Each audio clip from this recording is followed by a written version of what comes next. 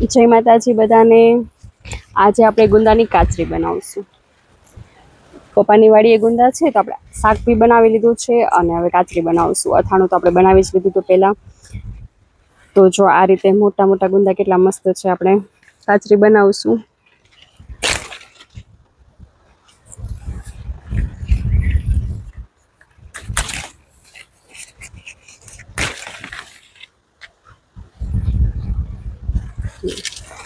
જો આ ગુંદા છે ને એના બેનિફિટ ઘણા બધા છે, એટલે આપણે આને 12 મહિના સુધી સાચવીને રાખી શકાય એ રીતે કાચરી બનાવશું। સંભારો ને શાક જેને ભાવતા હશે ને એને ગુંદાની કાચરી બહુ જ ભાવશે। ચીકાશ ના રહે ને એ રીતની આપણે કાચરી બનાવશું। આ રીતે જે નાના અને કાચા ગુંદા હશે ને એ આપણે નહીં લઈ। જો આલુમાં 2-3 મોટા છે, બાકી બધા કાચા છે અને નાના છે, એટલે એ આપણે નહીં લઈ।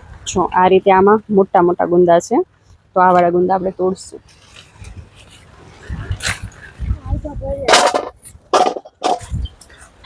અને આ જો ગુંદા તોડવા માટે જો કેવડી મહેનત કરવી પડે છે। જો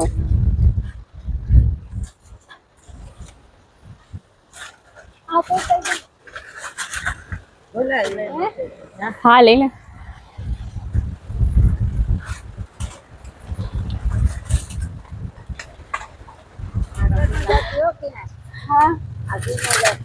બસ ઘણા ડોલીમાં। હવે પહેલા અહીંયા આપણે એક મોટું તપેલું લેશું કાચરી બનાવવા। જો આ ખાટી છાશ છે,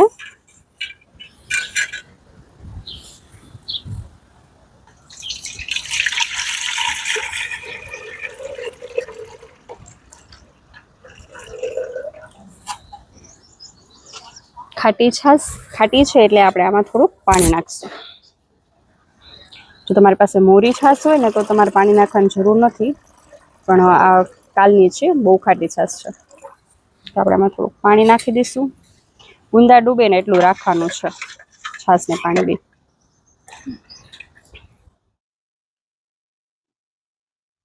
બે ચમચી જેટલી હળદર નાખશું।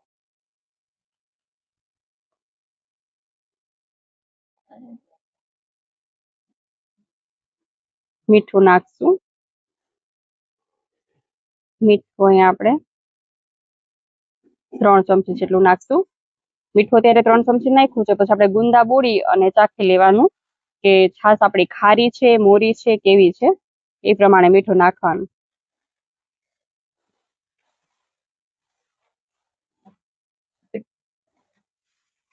જો એ કેરીના બોળાવાળું પાણી હોય ને તો એ પણ હાલે, અને આ રીતે આપણે છાશમાં હળદર ને મીઠું નાખીને એ પણ કરી શકીએ। એનાથી ખટાશ અને ખારું ને ચીકાશ ને વહી જશે।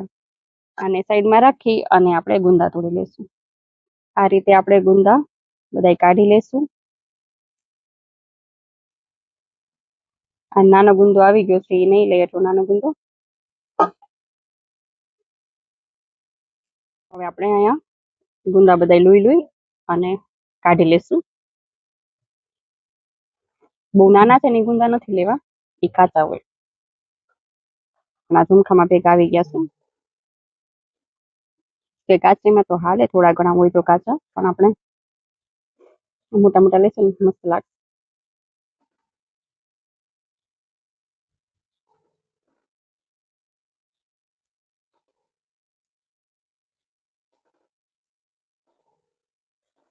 જો હવે આ રીતે ગુંદા બધાય આપણે હાથેથી તોડી લઈશું।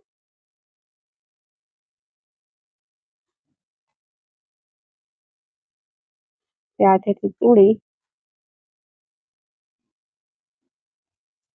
બે ભાગ કરી અને આ છાશવાળા ટોપિયામાં નાખતા જશું।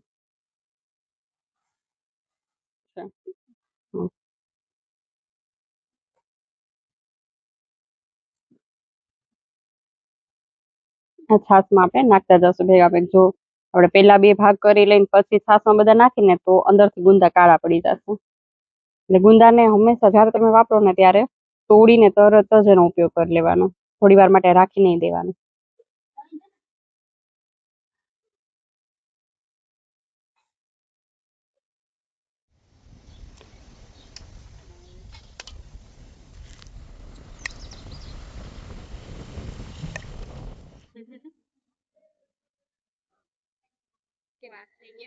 હા, ગુંદાનો હાથમાંથી ફરક નીકળી આ રીતે ફરક પણ વાંધો નહીં, પછી ના થાય પણ તો એને આપણે આવી રીતે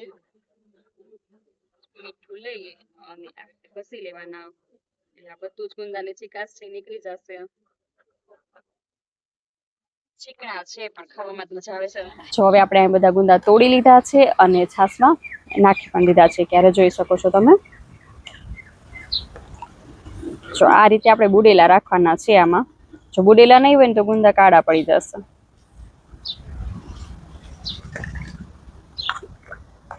જો છે ને મસ્ત ફૂટી ગયા છે. અને હવે આને આપણે જો આખી રાત આને આપણે આવી રીતે રહેવા દઈશું અને સવારે એને સૂકવી દઈશું. આપણે આખી રાત પલાળેલા ગુંદા તો આ રીતના કંઈક થઈ ગયા છે. હવે આને આપણે એક ચાણીમાં પેલા પાણી કાઢી લેશું.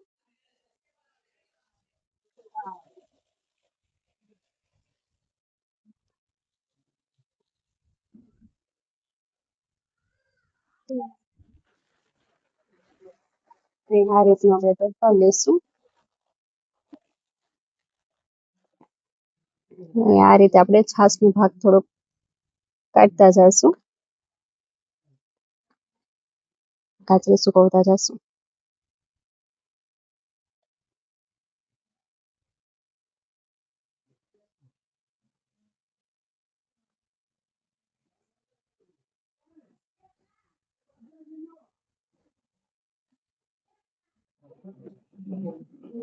પાણી સુકાઈ જશે.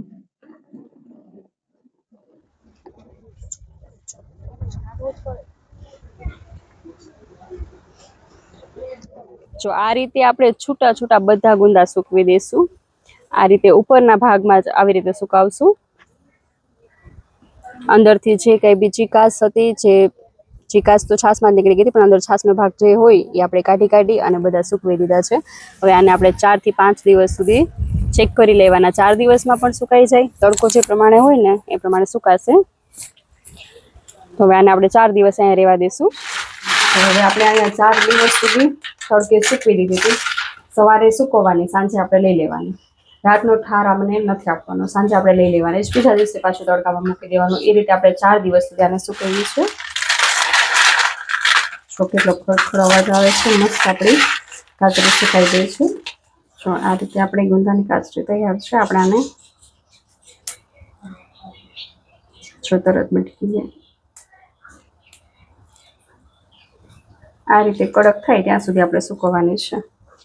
આ હવે આખું વરસ આવી જ રહેશે, બગડશે, ઢીલી નહીં પડે અને ફૂગ નહીં થાય. તો આવી રીતે તમે કાચરી બનાવશો. તો હવે આને આપણે તળીને પણ જોઈ લેશું.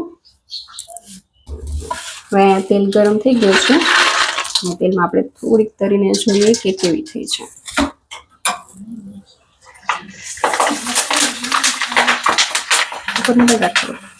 જો તરાતા એકદમ ફૂલાઈ ગઈ છે. જો તરાણીને તો પાછી આપણી કાચરી ફૂલાઈ ગઈ પેલા જેવી.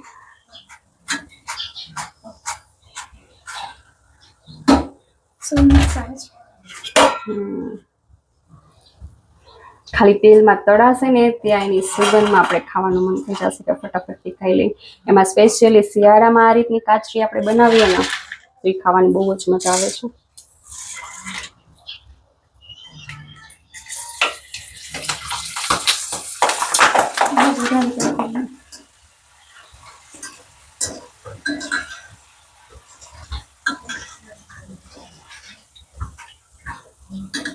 સાંજે ખીચડી હારે આપણે આને ખાઈ તો મસ્ત લાગે. શાક રોટલો દાળ ભાત સાથે પણ મજા આવે.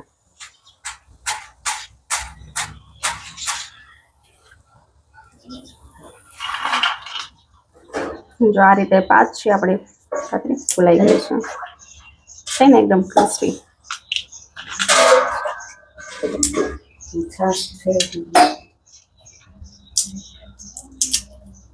આના ઉપર આપણે લાલ મરચું, મીઠાવાળી આપણે કરેલી હતી એટલે મીઠું નથી નાખવાનું આમાં, નહીંતર ખારી થઈ જશે.